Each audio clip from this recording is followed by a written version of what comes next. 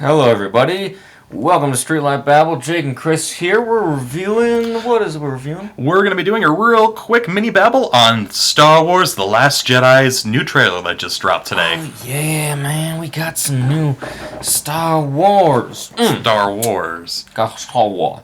Alright, so Jake, what'd you know about that trailer? What'd you know about this awesome new trailer we got here just today? Well, Chris, notice a couple things. First of all, they used a lot of really interesting imagery, kind of really hearkening very hardcore to Empire Strikes Back, in which, we remember, Yoda and Luke trained Luke to go off and become a Jedi, and here we get a lot of scenes of Rey training under Luke to go and become a Jedi. A lot of callbacks. In particular, there was actually a little scene that I think was an homage to the Karate Kid. You see kind of this very, very, very zoomed out shot of her practicing with a lightsaber on a cliff. Just kind of made me feel like they were referencing the Karate Kid, where there's that wide shot where he's learning the crane form. Mm-hmm. Yeah, I like that. A lot of training imagery here. The colors. All very pretty, very vibrant, high contrast, lights, darks are darks. Yeah. The decision to roll on film that they've taken in this new series is a good idea. It's a very good idea. It looks a lot more clean. Yeah, it looks cleaner. You can really, I don't know, it's almost like you can feel the difference rather than seeing it. Yes, you can. Maybe I understand vinyl now. Yes. So the thing about vinyl, everybody says, like, oh, you can feel it. You can feel the difference. You can't hear it, but you can feel it. Whatever. I agree. I think especially with their choices to really harken on the red theme. Now, earlier this year, we know that they did the color switch on the initial logo for the movie. Instead of it being bordered in yellow, they had it bordered in red. Mm-hmm. Here, there's a lot of red imagery. A lot of ominous tones here. A lot of Sith thing going on, but we'll talk about that later. Yep. Sound. You like the sound. The sound, it's good. You got same old sound you got. Exactly. You got great sound. Got John Williams coming back doing the score again. I like John Williams. I think he does fine at composing them muxics. Muxics? Yep, muxics. I think he means musics. A couple things we noticed other than the training. We got our shot of Kylo Ren. I've been informed that's what his name is. Yes, Kylo Ren. With his tiny little scar on his eye. And which is funny, in the previous movie, like when he is slashed across the face, it looked like a deep gash. Yeah. And it's just like little scar. Little scar. Be prepared. Shush, Tiny Scar, go back and take over Tiny Pride Lines. Tiny Scar. Yeah. Tiny Scar. So he's a little tiny scar. I was kind of hoping for a bigger one, make him look more mangled, because that's the thing about the dark side, is it's supposed to destroy you, body and soul. Yeah, so maybe corruption. His face looked more mangled.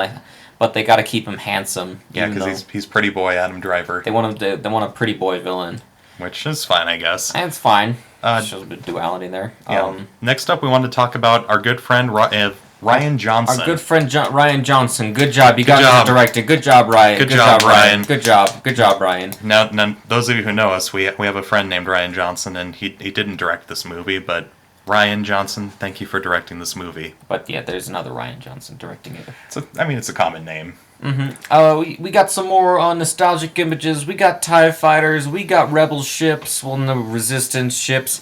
Didn't get many big old First Order triangle ships though, which was I like those ships. Those just my Star Wars erection just goes right into the galaxy far, far away the moment I see those triangle ships. I was kind of you like you some Star Destroyers? I like me some Star Destroyers. Yeah, that's good. Symmetry's nice. That's what I hate about the Rebel ships. They're all these weird bumpy things. I just love the symmetry. Makes it look more scary. Speaking of making that noise, we also got some nostalgic sounds. Yeah. Kind of interspersed throughout the trailer. It's very, very difficult to hear them, but if you have your sound on full blast, like I do, you can hear there's a couple of different callbacks to lines. You hear, "Help me, Obi-Wan Kenobi, you're my only hope." You hear Yoda saying, it surrounds us, binds us. There's a couple other things that you hear Darth Vader hear whispers in the background. A lot of whispers. Just kind of helping build that tone. Help them build that tone right up. Yeah, it's pretty good so far. I like what I'm seeing.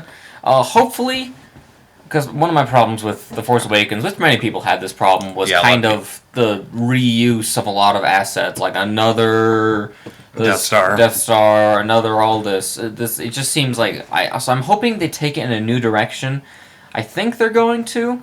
Hopefully, they were just trying to catch people with nostalgia for the first one, and they want to do a lot of new things. Yeah. You have a theory that's going to be more like The Empire Strikes Back, like a much darker tone. Which is kind of what we got from this trailer. It seemed very, very reminiscent of The Empire Strikes Back. But you had a little thought about this movie. I did have a little thought, and for that, I'm going to need the Conspiracy Crow. The Conspiracy Crow is back, baby! Yeah, baby. So, I've had a theory about Luke since before The Force Awakens came out, because what was the name of that writer that wanted to kill Han Solo? And he also wanted to turn Luke evil. He was in the original... Lawrence Kasdan? Yeah, Lawrence Kasdan. He returned, and of course, like we all know, he wanted to kill Han Solo for a while. He wanted he wanted Luke to have a darker streak. Yeah. So, upon his return, a lot of people theorized that he might kill Han Solo, and of course, killed Han Solo. Now, that got me thinking, like, even before The Force Awakens came out, how is Luke going to go evil?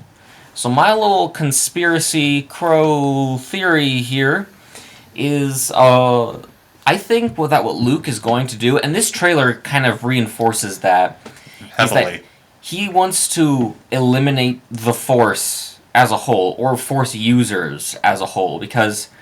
Like, if you look throughout the history of Star Wars and the extended universe, every time every time the light defeats the dark or the dark defeats the light and one of them comes back, tons of innocent people die. Yeah, there's a lot of collateral damage. There's a lot of collateral damage on both sides, and it's just destructive. And Luke, as you could tell, he's a broken man. That was the last scene of The Force Awakens, one of my favorite scenes.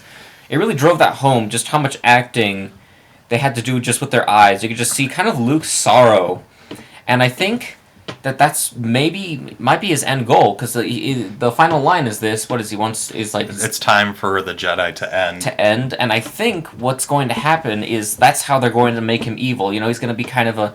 And it'll make sense, because, he started a new school, and... Everyone died. Everyone died. Kylo Ren destroyed them all. So it just, no matter how much you try to destroy the dark, the light will... The dark will always come back. No matter how much you destroy the light, it'll always come back. And a lot of people will die in the process. So I think maybe that's what Luke will do, is try to break the cycle of dark and light rising up against each other, and just try and end the Jedi and the Sith once and for all, and he'll be the last Jedi type deal. So that's my theory. I've had that theory for a very long time, and I'm glad to see that this trailer kind of reinforces that theory.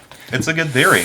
But yeah, overall, I think we both really enjoyed the trailer. I think we both agree that they didn't really have any major plot spoilers in the trailer, which is good. That's good. It kind of keeps us in suspense, gives a reason to actually go and see the movie, whereas other trailers have been dropping plot left and right, and it's kind of like, well, I just saw the 2-minute version of the movie. I don't need to go see the movie now. I know what happens. It's a great thing. I really like that.